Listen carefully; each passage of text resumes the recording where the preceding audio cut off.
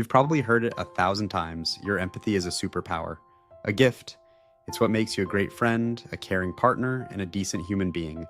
It's praised in magazines, in leadership seminars, and self-help books. But what if that superpower has a hidden, crushing cost? What if the bill for all that caring is quietly being charged to your mental health, your career, and even your bank account? If you've ever felt drained, overlooked, or just plain taken for granted because you feel like you care too much, you're in the right place. Because today we're pulling back the curtain on the price of empathy and breaking down all the hidden costs that come with feeling everything all the time. To get why empathy can be so draining, we first have to understand what it's actually asking our brains to do. We tend to think of empathy as a soft, fuzzy feeling that just happens, but neurologically, it's surprisingly hard work.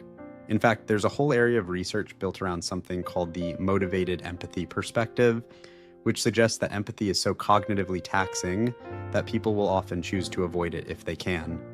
It's not because they're bad people, it's because our brains are wired to conserve energy.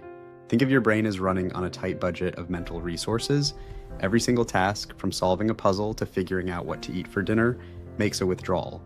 Empathy, it turns out, can be one of the most expensive transactions you make.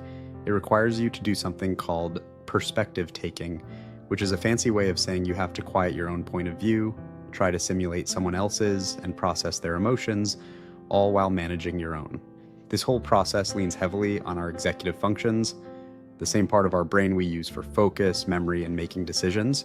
This is why our brains are constantly running a subtle cost-benefit analysis. When we're faced with someone else's suffering, especially if it's a large, overwhelming problem, the sheer amount of information can feel distressing and exhausting. So sometimes, without even realizing it, we might opt for a little objectivity instead of deep emotional engagement. It's not that we don't care, it's that our brains recognize the cognitive price is just too high. It's like being a sponge. At first, absorbing someone's sorrow feels connecting, but after a while you can get so waterlogged with secondhand stress that you have nothing left for yourself.